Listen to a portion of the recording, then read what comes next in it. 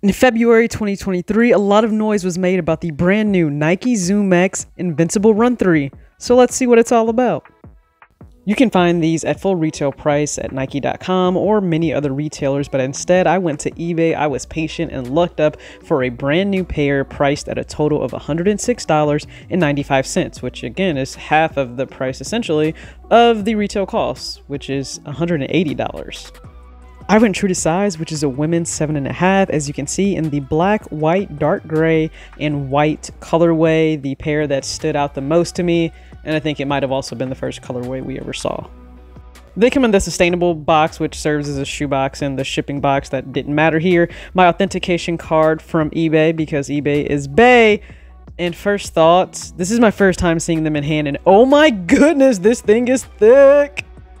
Again, eBay is bae and I adore you, but this shoe is thick, thick, thick, thick, thick. Like, do you see the midsole? All right, so let's just get fully into this. Now, I don't own the Invincible Run 1 or 2, so I can't compare it to that. But personally, I actually prefer the aesthetic of the upper of the 3 than the 1 or the 2. Don't get mad at me. That's just my opinion. ZoomX, that's what this is all about. More ZoomX than last time, it feels, and we can really appreciate that. You want a shoe that delivers a lot of cushion, stability, and responsiveness. That's what we get. So with the upper itself, different than the 1 and 2. Again, I prefer it. You have a lot of branding though on this shoe, and if you're not into that when it comes to Nike, maybe don't get this shoe. I mean, I've seen some people comment they actually don't want this colorway or any of these because of this really bright orange tag that says Nike ZoomX Invincible Run 3. That doesn't bother me one bit. Neither do all of the swooshes here, but like I said, there are a lot of them, so we'll go ahead and count. There's 1, there's 2, oh, there's 3, there's 4 because there's branding on the tongue as well. Yeah, it's right there. So we have 4, we have 5, and we have 6 on the back, and then that main one on the lateral side, yeah, that makes for 7.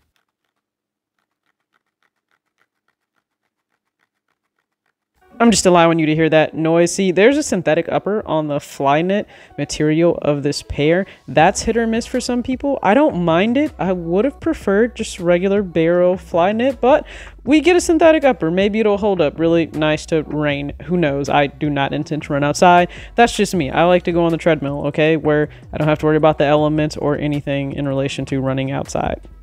We have a standard pair of flat laces, just with a little bit of detailing on there. No, we don't receive any additional laces. I've yet to really ever receive additional laces with any of my running pairs, which Nike, it's a performance shoe. Can we jazz it up sometimes and get an option of laces? That's all I'm saying, quite personally. On the branding for the tongue, again, they detail the name. And then on the interior of the insole, you have ZoomX. Just do it. But this is the coup de grace. This is what I really appreciate. This is what adds to the stability of the Invincible Run 3. This really wide forefoot and back heel. Matter of fact, let's compare it to the Adidas Ultra Boost, which I tend to think is really nice just in terms of the width of the actual sole itself. But I feel like you get a quarter or even a third more width with the Nike pair versus the Adidas pair, so that says a lot. And when you're running, especially if you are outside and you hit some uneven surfaces, it's really nice to have a wider base.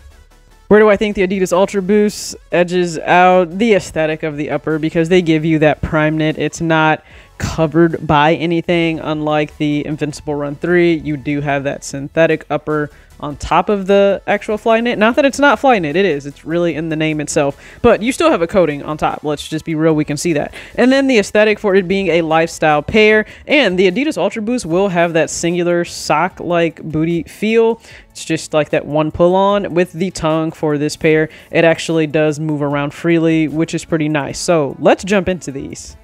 On foot, as soon as you put these on, you immediately feel your foot encased in clouds of ZoomX comfort, and it is the most amazing thing ever, and you really don't want to take them off. But I'm just going to tell you, like, it's smart to take them off if you're doing anything else in the gym other than running or walking. That's just me personally. But yeah, you want to jump. Like, I've heard some people say they feel like they want to jump just out of the atmosphere with these. Actually, I just want to do heel walks on them because I just want to feel the actual midsole squish beneath my feet. I don't know if anybody else experiences that, but it's also really cool to see on camera just how much it compresses down, but then also how responsive it is when you run. It helps return energy to you, and that's what you want. Listen, especially if running is not your thing, like you don't do it competitively, sometimes it can be a drag, it can be ridiculous, so you need that help. And you can see I'm actually trying to roll my ankles over because some people said it felt like actually they could easily roll their ankle because the foam is stacked like so high.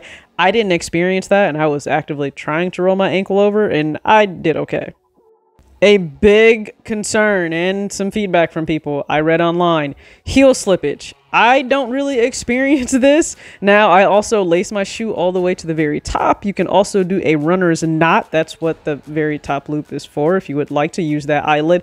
I don't actually do the knot, but I lace it all the way up, and I don't suffer from heel slippage. I mean, these were just amazing on foot, to whether I was doing an incline walk at 4 miles an hour, running at 7, or even higher speeds at 10 or 11 miles an hour. These absolutely felt great on foot, and yeah, I kind of want to run a little bit more. If you enjoyed this video, please be sure to hit the like and the subscribe button if you're not subscribed, to tune in to more videos. And I've had this shoe for about a week now when filming this, and zero regrets in picking this up. One thing I'm really happy about, I was patient and waited, and I also looked up on that steal on eBay, so $85. Total shipped, it was about $106 and some change, and you can't beat that when the retail price of this pair is $180. Now, I totally get it. It's a performance pair. It has amazing tech in it. So to me, it's much more qualified to have a price point of $180 than, you know, Jordan 1s that don't have any updated tech. That's just my personal opinion, but please comment your thoughts below on the Nike Invincible Run 3, especially if you have previous models like the original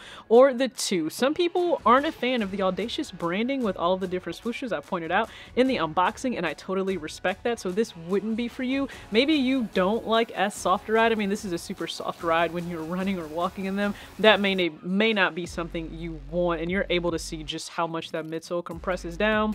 If that's not for you, you want something with more structure, and also maybe a little bit more stability, then sure, by all means, go ahead and pick another pair. Now, in terms of gym, you know, wearing these to the gym, would I?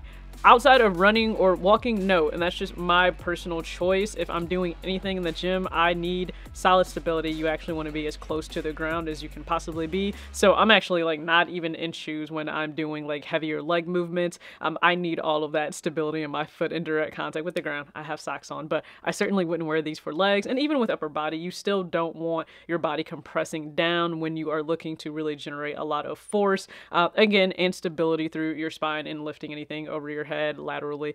I just personally wouldn't wear them in the gym that way. I know some may, and that's awesome. There are a lot of different videos up on this pair, especially from runners themselves, so certainly check out those videos. I found a few cool ones, whether they were shorts or long form videos, but for me, it's done exactly what I've wanted it to do, provide another very comfortable option. I also have the New Balance 1080, I believe the V12, and those are really comfortable for me, so I may, swap between both of these, but I also wanted them to wear as a lifestyle pair. I love the look of them. This sail midsole as well. Like you guys know, I have a whole video up about how I love sail on sneakers. So this checks all the boxes for me personally, but please stay tuned. I will do a comparison on this pair versus other comfortable pairs I have in my collection. And if you didn't already check out the Vans New School videos, I have one just giving you this top-down look in a number of different pants, but then also myself wearing these with 5 different outfits, so please be sure to check that out. Hopefully you enjoy it.